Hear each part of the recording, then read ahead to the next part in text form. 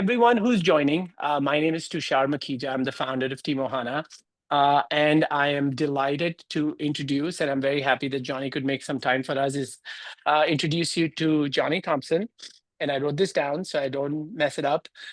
Johnny is the Senior Director of People Programs and Total Rewards at Blue Wine. Johnny will ask you what Blue Wine does. But Johnny has been at Blue Wine for 5.5 years and pretty much runs all of the programs and tooling. Most importantly, making sure that everyone is well compensated and gets paid the right salary, which is one of the most important topics we'll be discussing today as well. And Johnny, this is like disclaimer, Johnny and Blue Wine is a customer of Team Ohana. They use our full suite of products, both headcount planning and compensation planning. But Johnny, please introduce yourself and say a few words about Blue Wine as well as about your journey. Yeah, thank you, Tushar. And good to join everyone else here on this webinar. As Tushar mentioned, I had Total Rewards and People Programs at Blue Vine. During my 5.5 years here, it's been a really exciting journey to see the company grow. Blue Vine is a financial technology firm that specializes in banking solutions for SMBs in the United States. Prior to Blue Vine, I've worked in a lot of tech and financial services space for over 20 years. I've led Total Rewards through a variety of industries and companies. And this has been a really exciting journey to bring Team Ohana to my organization and really help solve some problems and come up with really great solutions utilizing this platform. That's great, Johnny. It's a funny story, and I think we'll get into it on how we first met at a conference. But Johnny, can you also share? Okay, before we get into the meat and potatoes of the webinar, for the audience, please ask your questions. We have allocated around 45 minutes for this webinar. I want to make sure that we spend time at the end to answer the questions that come from the audience, as well as dig a little deeper. If Johnny has 20 plus years of experience, Johnny has survived a lot of Silicon Valley. So we have some questions to get Johnny's insights, and as well as some tips and tricks on how to work in HR and how to work with leadership and how to tell stories with data. So please hang out for the full webinar, and we promise we will keep time for questions. Johnny, let's start from the very beginning. Is what is the current tool set of Blue Wine, and what were the needs of the business, as well as what were your needs as a practitioner and a manager of Total Rewards and People Programs to start looking for a solution like Team Ohana? Sure. Our employees are located in 3 different countries. So we have employees in the US, Israel, and India. So we have our HR technology stack includes Bamboo HR. We have a localized payroll system. So in the United States, we use Paylocity. We also use Lattice as our performance management system, and Greenhouse for our ATS. And so the need for a solution like Team Ohana really came from a disconnect between the people team, our human resources, and our finance team. These are typically, very different functions and provide different support for the organization. And where we found a disconnect is in the planning phase of headcount for the coming year. And really, we're looking for a tool to optimize that relationship, deepen the relationship, and start speaking a common language when it comes to headcount, when it comes to budget. And so Team Ohana came along at a really critical time for us as we continue to grow and expand our operations and have headcount in multiple geographies with different currency types as well. So the complexity increases as you start to expand into different geos as well. It was funny how we found each other at HR Transform, and you and your VP and your counterpart from Israel was all there. and we had a great conversation and then followed through with it. But talk to us a little bit about had you tried to solve this before with any other solution? I mean, there is this one question, right? We are all fighting. Why do we need so many tools? Mm. CFOs will always ask this question. CEOs will ask this question. You've got Bamboo HR, you've got Paylocity, you've got Lattice, you've got Greenhouse.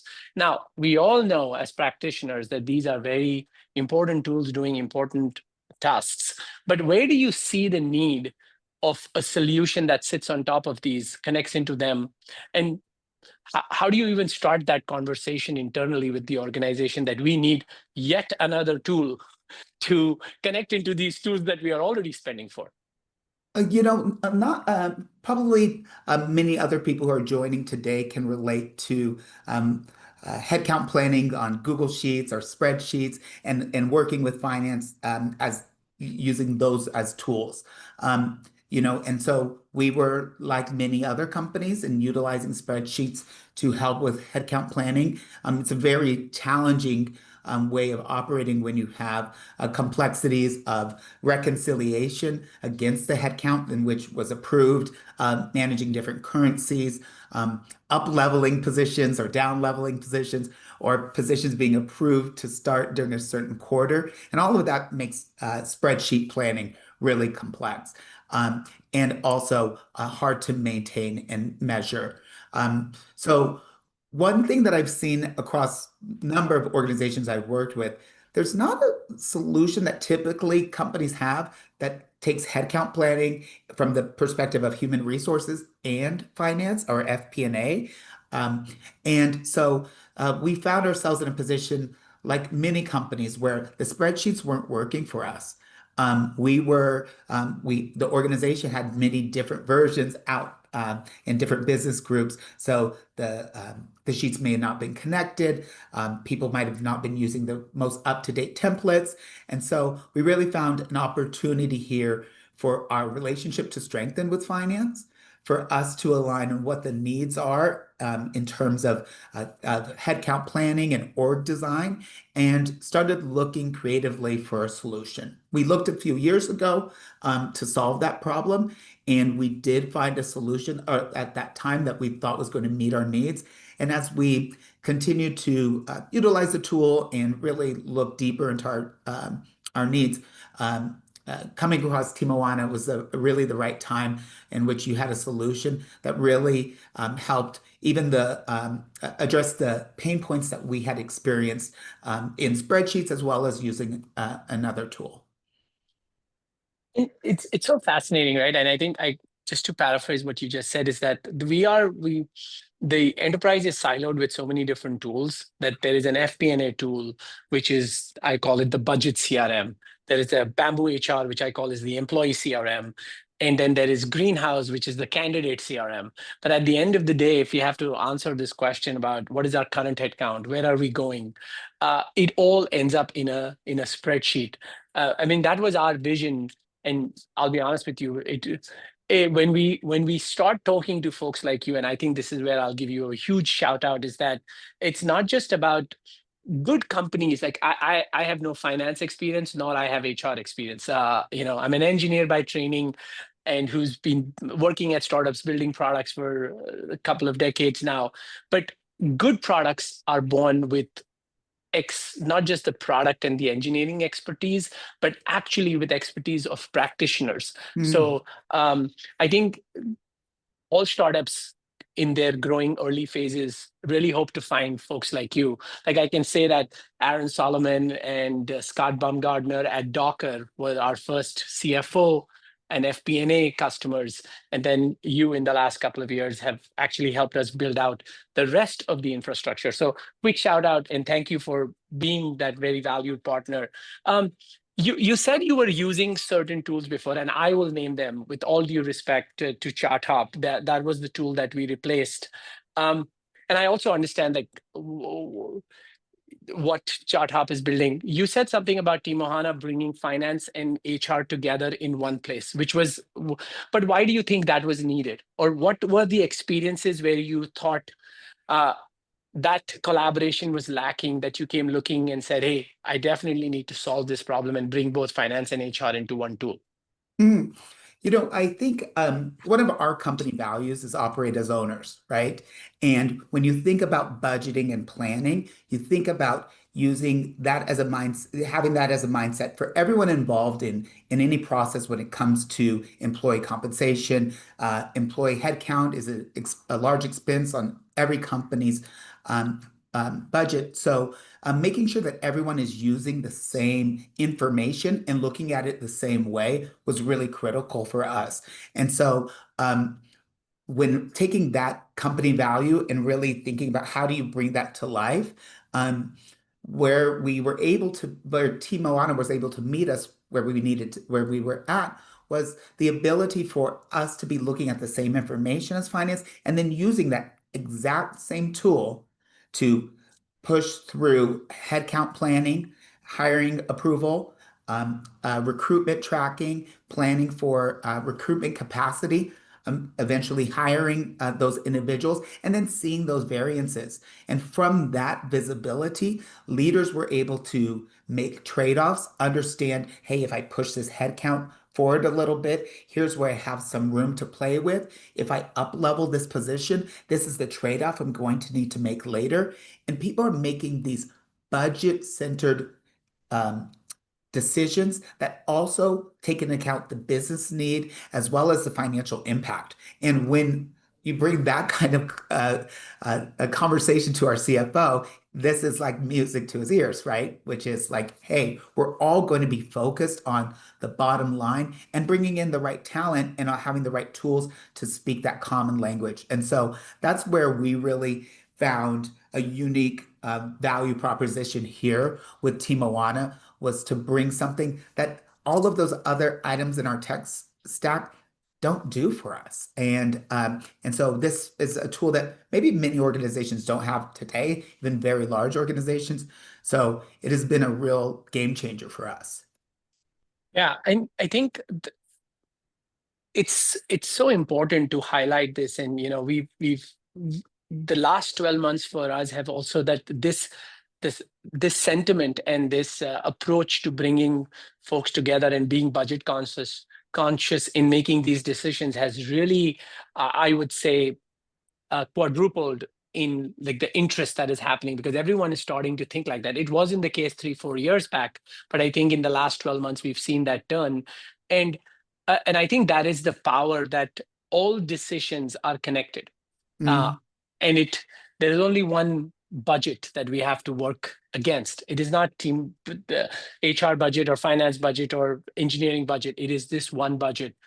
And one of the key things that we tell our customers, as well as we are learning, is that it is not like a new muscle that you are building. All companies want to do this. They are already uh, they are right-minded to think that this is the right way of doing it. But I think the tools were just lagging, because there was no one place to not just look at recruiter capacity and hiring, tracking of how hiring is being progressed, and then also take a look at very quickly that, okay, what would be the budgetary impact? Because offers go out from one system, approvals happening in a separate system. So there is just natural disconnect. And when we are moving fast, small variances compound to be big variances that lead to a lot of trouble that finance teams or companies can only realize after the fact. Mhm. So I really like the point that that is the game changer that you went to, the proposition that you took to the CFO, that some of our listeners can also take that same proposition back. We are replacing the spreadsheet. We are not replacing any other tool out there. Let's go into the other factor, where one of the key things, and I'm going back to when we first started speaking, you had said that, hey, I understand, uh, Tushar, that you have a good headcount planning, workforce planning solution, but without compensation planning, uh, it is not complete. And I think Mhm. we had the idea and we had invested in building out that platform, but you really helped us hit the next wave. It's like, hey, listen to me. This is what works and this is what does not work. And it has to be one platform and it has to be complete. Um, we got some flack from our investors saying that it is hard to build one good software, and you as a seed stage company or an early stage company is trying to build two pieces of software. Can you tell me why you were so convinced in your bones that headcount planning and compensation planning should sit together, right?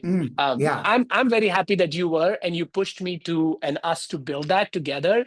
But enlighten the rest of us with your thought process. Well, thank you. And this is not the reality for most companies. Most companies do not have a compensation merit planning tool that also links to headcount planning. And I think I saw this as a huge opportunity and a missing component, right? The employee life cycle is really critical in understanding and having that follow from the headcount planning all the way through the compensation cycle was really critical for me because I wanted our managers and leaders to use the same tool and have flex that muscle over and over again when it comes to thinking about the budget, thinking about the impact to the company, and utilizing something that they become very comfortable with and very trusted. So many companies spend thousands, tens of thousands of dollars for a compensation planning tool that they use maybe once a year for a merit cycle.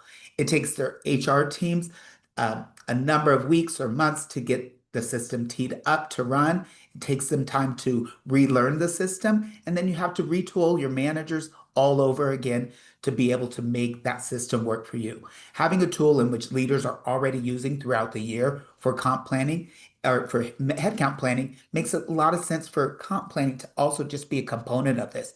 We're also still speaking about compensation. We're speaking about headcount, and we're looking at the employee life cycle holistically. And I think having a solution in which we're looking at them under one umbrella really makes an impact in the organization and also makes the tool that much more valuable. And so our leaders are comfortable with Team Ohana. They use it regularly. They know what it does for our organization. And so bringing it to the merit cycle and compensation review makes a lot of sense for us.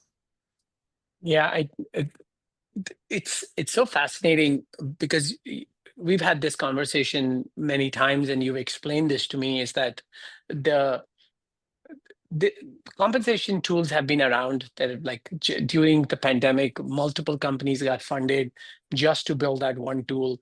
Um, and it is still used once or twice a year for that cycle. And people also, like, some companies also sell you like what it's called the salary bands, but everyone uses more than one tool for salary bands because salaries are so dynamic.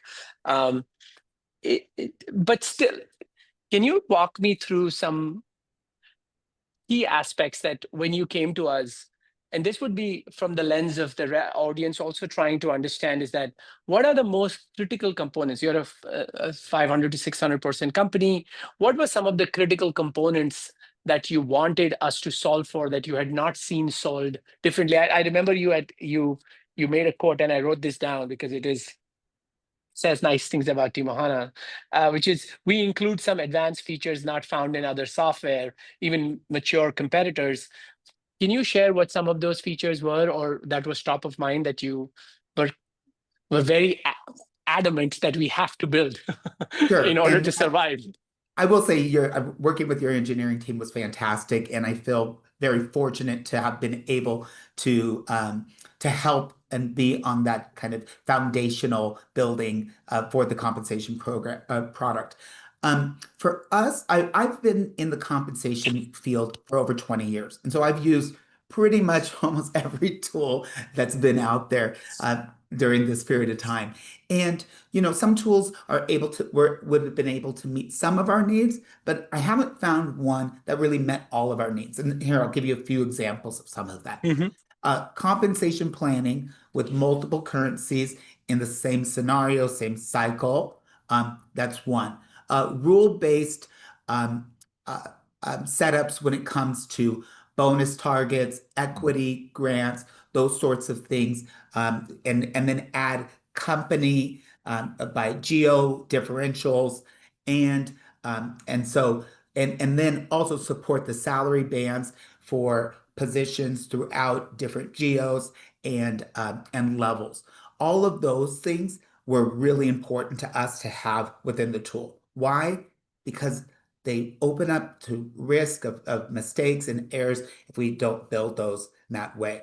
Also, we have budget differences that may apply to different geos, different departments, or both.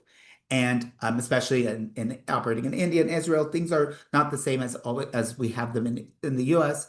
For example, we also have commission employees, employees who are eligible for variable pay and equity grants. So being able to do all of that in one cycle was really important to us because the user experience, streamlining the user experience was critical for adoption of the tool. And so when I remember when we met and I had this wish list and I was like, but these are not like a regular wish list. These are like my must-haves. And we had some really great conversations about why these were critical, how other companies could utilize and benefit from these solutions. And in the end, we came up with what I think was an amazing version of your comp module. And I'm really, really proud of that.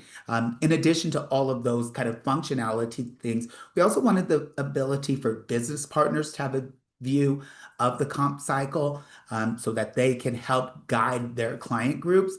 And so we were able to not only have the back end functionality, but also kind of that front end experience that helped our leaders as well as our business partners help the organization plan an effective comp cycle.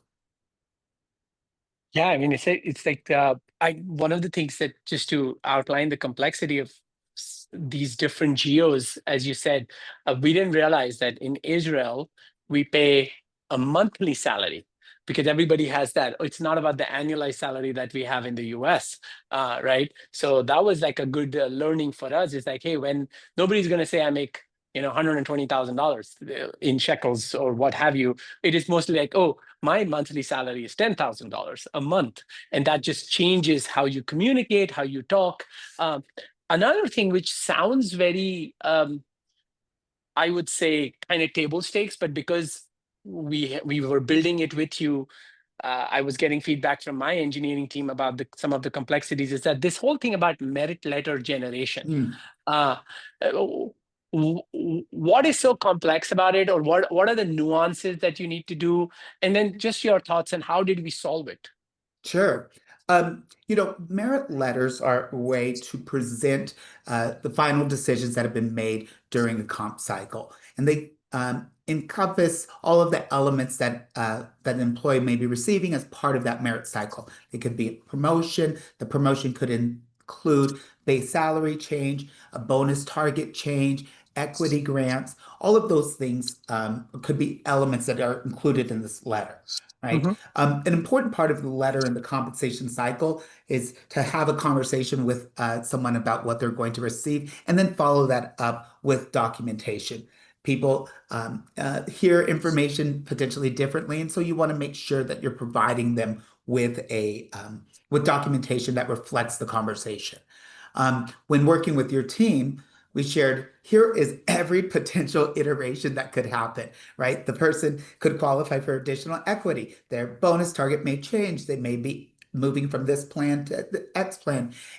But we wanted one dynamic letter that would do all of these things, right? If you think about a mail merge, right? We needed every type of rule based in the system in order to generate letters that were reflective of the specific change that happened to that employee and that employee only.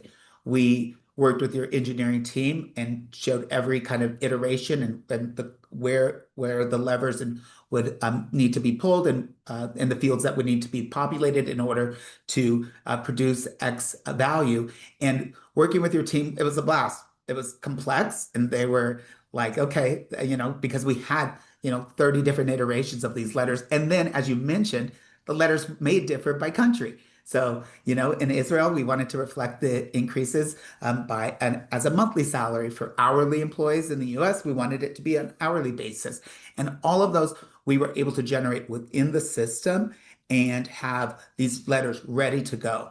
In the past, these were generated by our HR ops teams, and also required a lot of manual review, right? Because you're exporting the information out of the system, creating mail merges, and hoping that the rules that you put in place are accurate, and then also that you had we had a lot of human intervention in the past, and so removing that human error element and really being able to rely on the system to generate these saved our teams tons of time. The letters that we produced this last merit cycle were completely accurate to our cycle. And so our leaders had a lot of confidence in the information that they were presenting. And we were able to save time and spend our time more effectively coaching managers on delivering those conversations. So we felt like our time was spent more valuable to the organization, to our leaders, because of the efficiencies that we gained through Team Moana. Yeah, that's, sometimes I say ignorance is bliss. So we were ignorant, and you just taught us like, hey, this is how the things you should be doing. Um, and just to share with you as well, like after your merit cycle, we did a merit cycle with one of our largest customers. They are 3,500 employees. Their chief people officer called me and said, this is the first time I have generated automatic merit letters on time. And otherwise, people used to get raises in October or in July, and I used to send out the letters in 3 months because I just couldn't get to 3,500 people. So yeah, so that was, I mean, based on the learnings and the efficiencies that you taught us. Again, shout out to you to helping us get there. Um, I don't want to leave time for Q&A, and we want to understand from you on like working with leadership and telling the story. But I want to take your take a little bit on the tooling we provide, as well as there was one question about scenario planning. It's like, can you give us a quick 2 minutes on like the day-to-day headcount planning is one thing, compensation planning once or twice a year, but then scenario planning, I see your team doing a lot of those scenarios constantly. Like what is leading to that, and what is the need of running scenarios so often that you run? Yeah, I think there's the need for scenario planning comes into play when you want to think about your org design or think about adding headcount or moving headcount around. What does it look like? How much will it cost? And for someone to be able to do that fairly on their own or with a little bit of help from our team allows for more accurate planning. So when thinking about a simple example, Tushar, a leader wants to hire 2 software engineers. Well, let me look at what I could get in our 3 different geos. What kind of, and I understand this is my budget. How can I play with that? What is, if I hire them in India, what levels could I hire for? What would that cost? What does that structure look like? Maybe if I hire a manager there, then I want the team in that geo. Understanding the trade-offs that they might need to make, the opportunity areas that they have by being able to plan that within a scenario. So that's all in a sandbox environment in which leaders are able to do that on their own. And then eventually, when it's time for approvals for the headcount to get approved, they're able to submit those scenarios with those plans in place and get that headcount eventually approved and then move on to the recruitment phase. So it's a lot of ability to model something that was pretty much impossible for a leader to do without making a lot of assumptions. And being able to calculate that in real time was a huge benefit for our teams. When we were designing our system, right?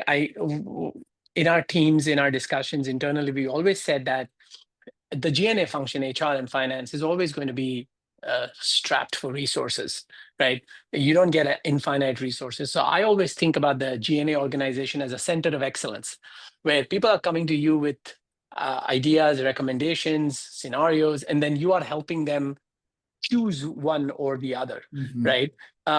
Traditionally, that has not been the case. You have not been you are a center of excellence, but in order to get there, you don't have enough time because you're also doing the manual wrangling of creating these scenarios and spreadsheets and taking them to people who have to make decisions together with you. But some people may also say that leaders are very hard to convince. The VP of sales or VP of engineering, they will not do that. How did you overcome that hurdle by saying, hey, leader, I'm giving you the picks and shovels. I'm giving you something that works. Now you do it and then come to me with how you want to model something, and then I'll give you feedback, and I'll get you an approval. How did you sell that idea to your leadership team, and like these leaders who have to go in and run these scenarios on their own? Start with the end goal in mind, right? What does the client group want? What are they trying to achieve? What do they need to achieve by this period of time? So starting there. So, hey, what do you need? And then a lot of times people have an idea of what they need, but they don't know what they can get. They don't know what they can Mm. afford. They don't know what it would cost and don't know how to budget for it, or don't even know how to go for the ask, right? I need 3 software engineers, I need a product designer, and I need X, Y, and Z. So they're going with the headcount in mind, but not understanding how to justify the business, or not having the numbers easily accessible to create the business case. So, hey, this is what you want to achieve. Let me show you how you can build your own business case with the help of this tool and our team, right? And so I think most people want to be able to have tools at the ready for themselves. They could be sitting at home in the evening and they have some brainstorming ideas, and it's already 10 o'clock on the West Coast, and maybe they'll get me, maybe not. But but they want to be able to start planning at a time that works for them, and they want to get to that end result. And so that's where we started the conversation. And would it be helpful if you could do this on your own? Would it be helpful if there was a self-service type option here where you could plan out all of these different scenarios and then figure out what's the right decision for your business and then move forward with the business case? And I across the board, the answer was yes. This is what I want. I've never been able to have this. I've got to get FP&A on the phone. I've got to get HR, my business partner. Everyone's got to get on the line to be able to even just brainstorm and look at the numbers. And so having Timoana has given leaders that ability to start doing that on their own, and then bring in someone once they've had that planning going, and start pushing that forward for approvals. So it was really, I think once we took we let the leaders bring what their end result, what they wanted to achieve, and put that front of mind, and made sure that was the end result. I think that's how we really ended up in a really great place. That's I would say that this is one of the key reasons for Blue Wine's success, that all the leaders think in this way and are very open-minded, that they want to achieve an agile organization, because only agile organizations are going to be able to move with velocity without making a lot of mistakes. And I think this tells the story. And I want to open it up for questions. Hopefully people are asking us questions. Sometimes they send questions on the side. But guys, please ask questions if you have for Johnny. I'm ready to take them right now. And we'll wait till people start asking questions here. I should wear my glasses so I can read them. It's but Johnny, let me also ask you about the strategic HR. And you and I have been talking about this, is that, when we think about HR, what comes to mind is payroll, benefits administration, employee record management, compliance. Do we have the right salary bands in place? There is a lot of, I would say, day-to-day requirements that are very important for the business to function. But how is HR able to take the next leap, go beyond the core HR fundamentals? What does strategic HR mean to you, right? And what is strategic HR in your mind? Yeah. Strategic HR is so I would say compliance elements and all of those other um, uh, regulatory things must be done before you can be strategic, right? You have to protect the company and the organization by making sure those things are done. And then that's your Mm-hmm. baseline. Then strategic HR really comes into play when you start looking at the business objectives and how do you play a role in bringing the tools, resources to the organization, information to the organization. So that includes data, predictive data. It includes headcount planning, so planning for attrition, succession planning. It also means being very budget focused, understanding budget impact, being able to bring that to the organization, making strategic trade-offs, and bringing those solutions to the organization. So strategic HR is solutions minded, it's data based, and it's focusing on the end result of the company goals and objectives first and foremost. And I Right. think the only way you can really do that is having data and having the right tool set in order to present that data and bring that data to the business. We have just got Emily just asked Emily Saul just hi Emily, good to hear from you again. Asked a question about using this data, and I think just for everyone, please use the Q&A functionality of Zoom to ask these questions. Emily is asking Johnny, what do you think about predictive elements and notifications in a product like this? Employee X is being, she's giving an example. Employee X is being underpaid by 30% in their department, consider a promotion. Employee Y has reached its full stock allocation, consider an equity refresh. She is touching on a lot of new things that we are building because of the power of AI. But, how are you doing that today? Yeah, Like, and you and I have had some conversations about this as the, next evolution of the compensation product, right? Is mhm. bringing those types of insights and also recommendations, right? So building those kind of recommendations into the tool based on certain rules and guidance for leaders. When I think about utilizing Timoana, one of the great things is Timoana has the information there for you. And I think as Tushar and I have discussed recently, some of those components are part of the future of Timoana's compensation module. So I definitely think those really fit in very well within the system. Also, another thing that I'll bring up, Emily, is the idea of analytics related to headcount and variances, right? So if you think about this, you paid X over budget for this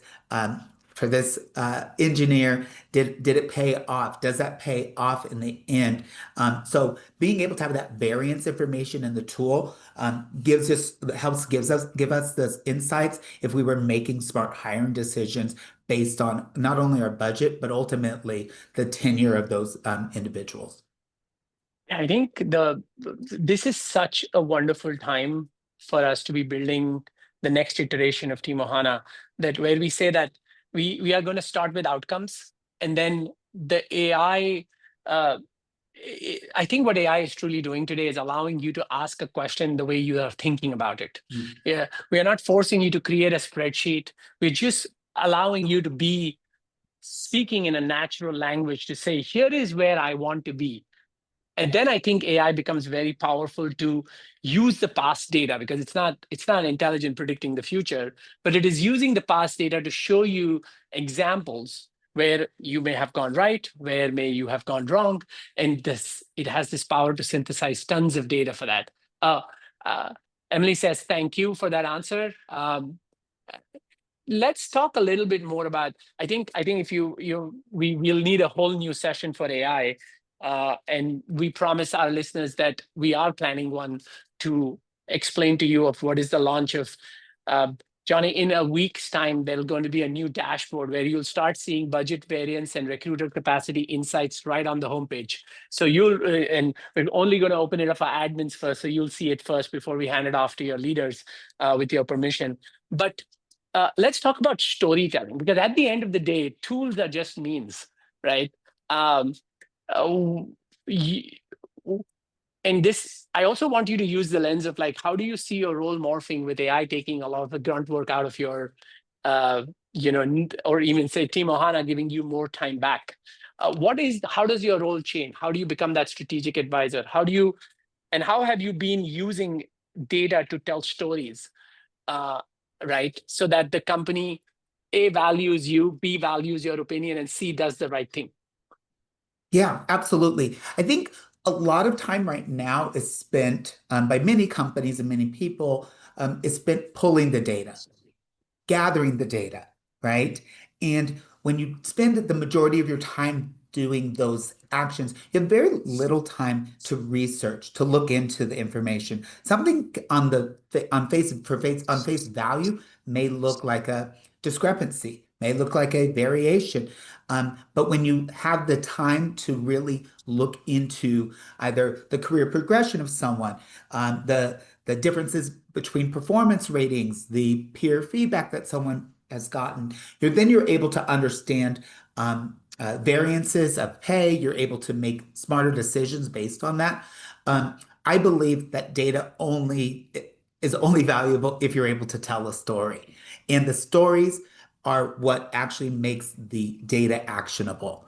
Understanding the history of this and also understanding what the outcomes that you're trying to achieve are probably central to that storytelling.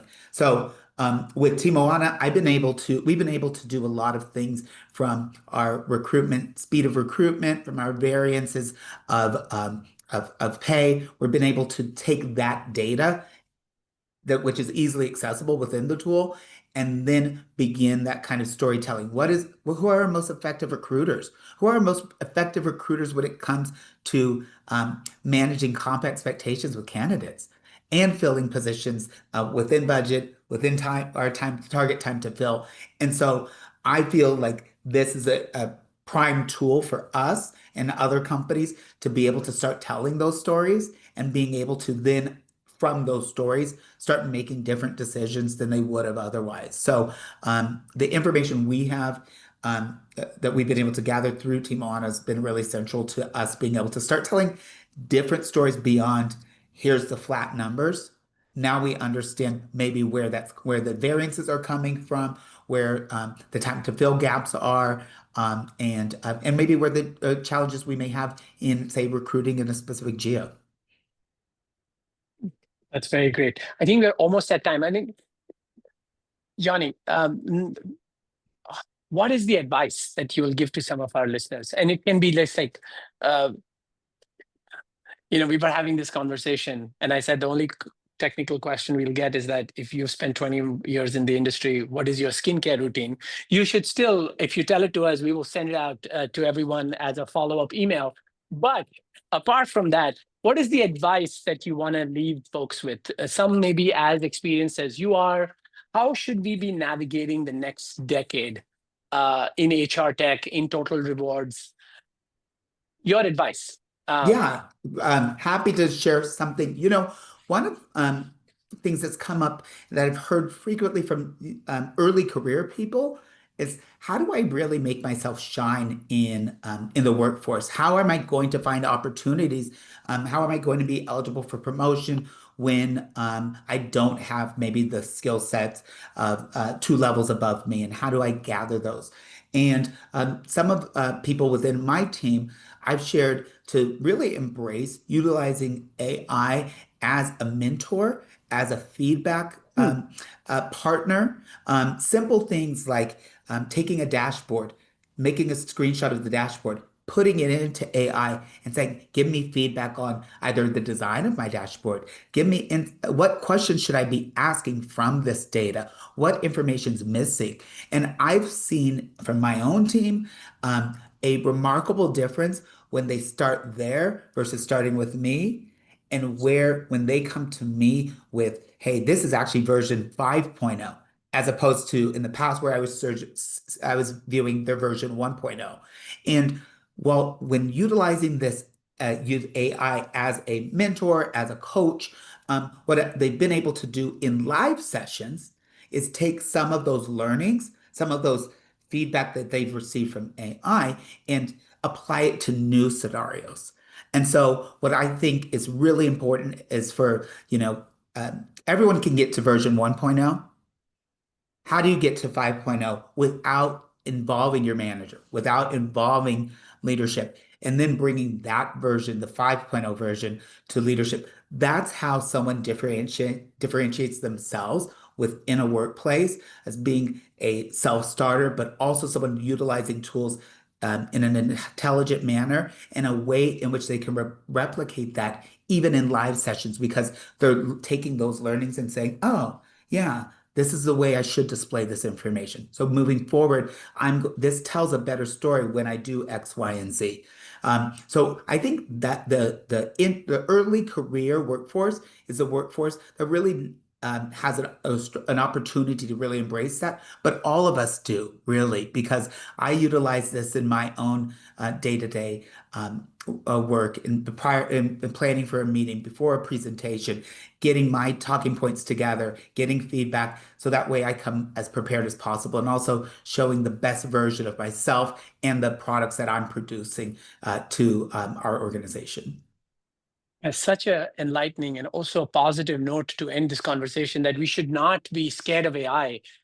It is a man-made thing for man and women and everyone else to use to become better and to move faster. I think I always say that the human capacity is unmeasured, and it is up to us to keep compounding and trying to not just reach the potential that we think we can reach in our heads, because that actual potential is limitless. Such a great time to be alive, such a great time to be having this technology in our hands, and always a pleasure, Johnny. There has never been a time that I have not left any conversation with you, A, in awe, B, enamored, enlightened, and also thank you so much for being a partner, a friend, and guiding us to build great things that can be used by everyone. So I do appreciate everything you do.